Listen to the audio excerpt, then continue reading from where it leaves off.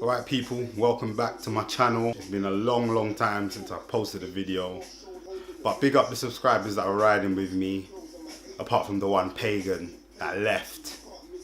I've got a small amount of subscribers, so I can tell when someone's left. Yes, peak. So happy new year, firstly. What I wanted to do today was reflect on music last year. Today I'm going to give you my top 10 albums of 2017. So before I get into my top 10, I'm going to get into the albums that, if I had more, would have been on there. First I'm going to start with Rick Ross's album. Definitely a great album, Rather You Than Me, check it out. We had DJ Khaled, Grateful album. We have Nine's One Foot Out. I got Big Sean, I Decided album. Joey Badass's album. Very good album. Division's album. I know Division, you might have seen DVSN, but it's Division. Very good album also. Jhené Aiko's album, Trip. I think I'm pronouncing it correctly. Aiko. Her album, Trip. Drake, can't forget Drake. And there's plenty more, but I think for the last honorable mention, I'm just gonna put out Daniel Caesar with his album Freudian. It was a very hard process picking all of these. As I said, there's a lot of albums that didn't make the cut, and there were a lot of good albums this year. At number 10, Chip's album, League of My Own 2. I think people respected this album if you were impartial to the fact that you just associate Chip with just being a grime MC. Yeah, he is primarily a grime MC, but MCs are MCs, innit? And if you got bars, you got bars. And you can spit on 140 BPM and a lot less lower BPMs than that, and that's what he done here. He's got tune for the girls, he's got tune for the man them.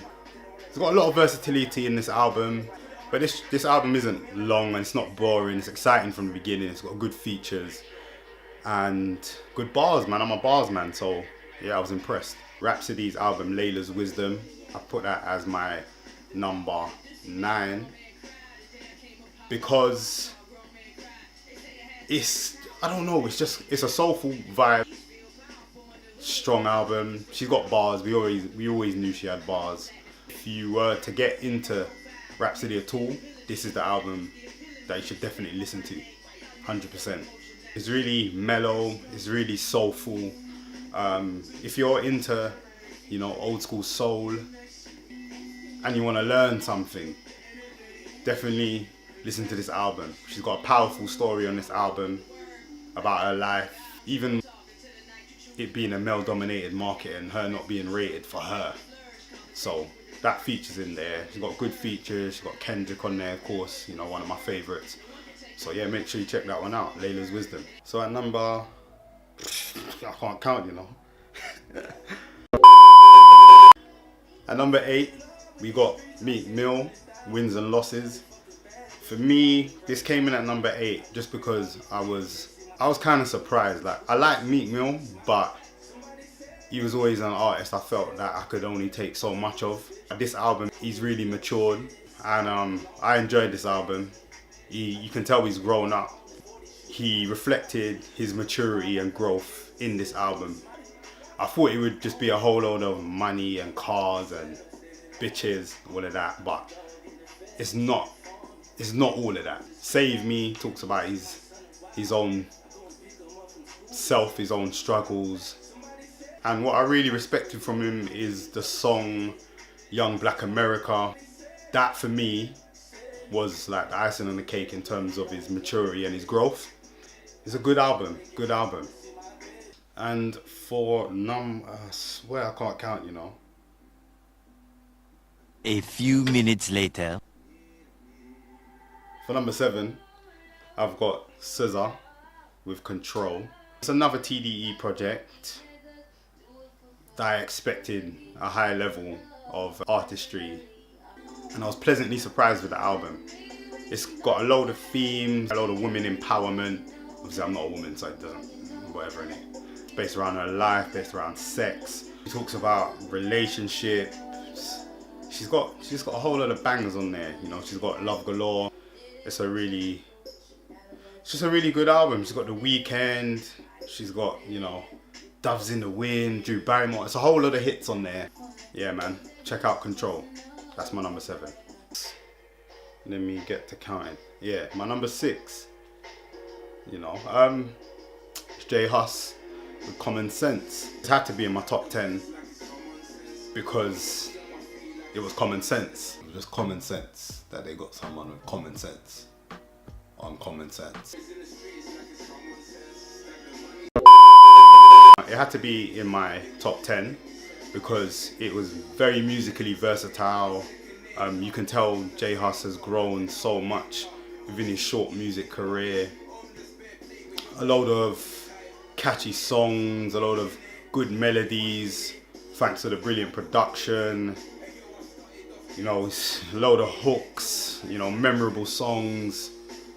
It's not too long either. It's got a load of hits, Common Sense, Buff Daddy, Spirit, Fisherman. How many times we heard J Hus songs in the club?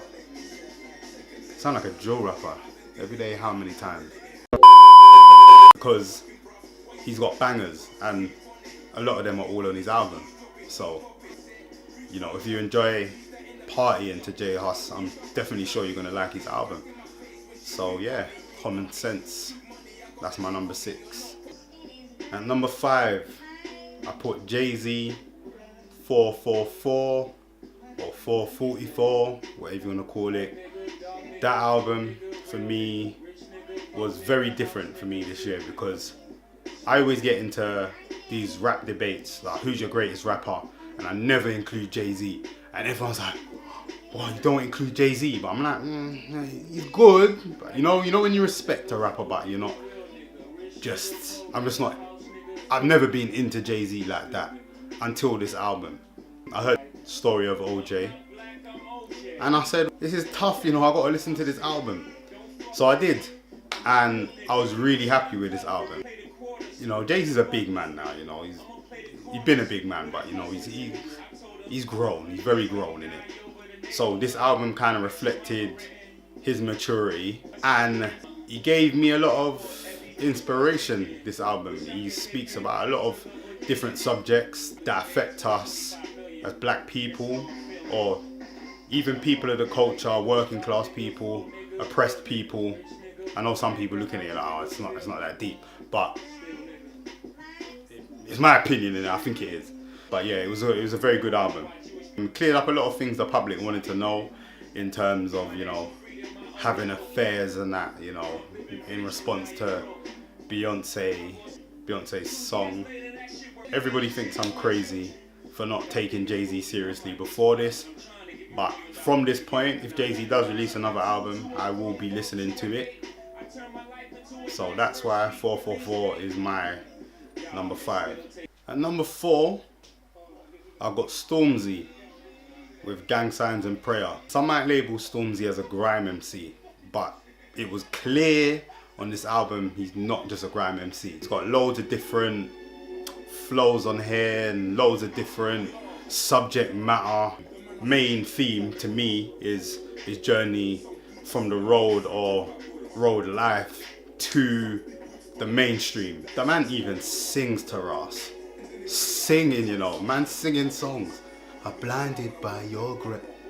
Singing. This album is really well put together, really well produced. Once again, not too long. Displays his political messages within it. And as I said, the album reflects from what I see him as a person. So yeah, 100%. It's got a load of bangers on it. Big for Your Boots really set the tone for the album. And you know, that was really good. So many tunes playing right now.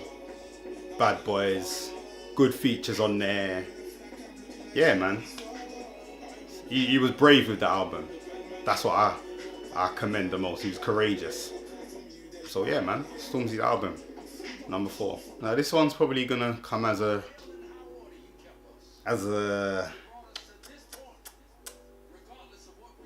shock. My number 3 is Sci-Hi the Prince. I listened to this album purely off Blind Faith. I think maybe I might have heard, no, I'm a liar. I heard a freestyle of his on Flex. And I was like, oh, I seen this youth's name, but I never heard him spit. And I thought the freestyle was hard, so I said, you know what, I've got nothing to lose by streaming his album. So I listened to that album based off that freestyle, and I heard the first song. Listen, the first song, Amen. I'm not even saying it like I'm in church. The song is called Amen. That song set the tone of the album from then. I said, I'm involved. You know, it's based around loosely of Jesus and Christianity and the Bible, you know, religious belief. It came late. It came late. It came in around like November. But it definitely deserves its place in the top 3. Brilliant bars, great content. Like the way he used the church theme to apply it to the songs, he done that really well. It's one of the best applications of bars to the theme of the album I've heard the whole of last year. Yeah, man, you have to listen to the album, especially if you're about bars. If you're a man of bars, you have to listen to the album. So yeah, Sci-Hi the Prince, No Dope on Sundays. I don't even think I mentioned that. It's called No Dope on Sundays. Sci-Hi the Prince, No Dope on Sundays, at number 3. And you can hear what's playing. You know who I've put as my number 2. And if you don't, I'm going to tell you anyway. My number 2 today, or my number 2 for last year, is Kendrick Lamar, Damn album. Could have been number 1. It really could have been number 1 had it come out later in the year. That could have changed my mind slightly. It was tough. The top 2 was really hard. You know, a load of people saying, oh, you're mad. It's in the comments like some nerds. You know, you're mad, fam, you're mad. Yeah, Damn. This was a great album, as usual, by Kendrick. A lot of people didn't think it was his best album. Well, that shows me, if people don't think that was his best album, and I still thought it was phenomenal, it shows the quality of the album, right? Damn. It's artistic, as usual. The themes Kendrick talks about are a little bit controversial in terms he speaks about his life. He speaks about growing up. He speaks about some of the things that you might deem as very deep and close to him. He speaks about his past. He speaks about social issues. Got some unexpected features. I didn't expect to see U2 on here. It's a great album. Great album for me. If you know the album, then you know who it is already. But without further ado, I'm going to give the album of 2017 to Wretch 3-2 with the album 3-2. Phenomenal album. I know I just said that about Kendrick, but it's more phenomenal. It's more phenomenal than Kendrick's album. 1, because I could relate to this album in terms of just being a young black man in the UK, facing a lot of stereotypes, facing a lot of the struggles that we go through. Brilliant bars, Wretch is a lyricist as it is. Storytelling, punchlines, production. I really feel that the producers deserve a lot of credit for this album as well, because the way that they made the album sound, especially accompanying with Wretch's bars and the themes going on in the songs, was really good. He's got an answer back from, in my opinion, it's an answer back to Growing Over Life. The song at the end is Take Me As I Am, the little interlude with his and her perspectives. And I feel like if you listen to his and her perspective, or if you listen to Growing Over Life, Take Me As I Am, and then you listen to his and her perspectives, it's a bit mind-boggling still. It's mind-blowing that you understand why the argument happened because of his and her perspectives. And if you can make me start thinking about your old album because of what you said in your new album, you gotta be number 1. I mean, what did I learn from Wretch? I learned about his children, I learned about his relationship, I learned about and I don't mean necessarily intimate, I mean family, deaths. And the only con I can say with this whole album, even with it being my number one, is that it was short. Like, I don't know, it's me being picky in it, but it's because I really like that album. So it was a bit upsetting. Like, you know when you just want more, like I want more in it. Like, it was 12 songs, give me 16 of that quality, but then you're probably fighting around with, should I give them 12 really good songs, or should I give them 17 and 10 are good, you get me? So I get it to an extent. But yeah, I enjoyed the album, and Wretch 3-2 with 3-2 is my number one album of 2017. So now that you got my best albums of 2017, I want to know what your albums of 2017 were. I want to see them in the comments. I would also like, if you like the video, give me a thumbs up in the like button. I also want you to subscribe and share it. Please share it. Like, if you know someone that might be interested in what I've got to say, share it. So thank you for taking the time out to listen.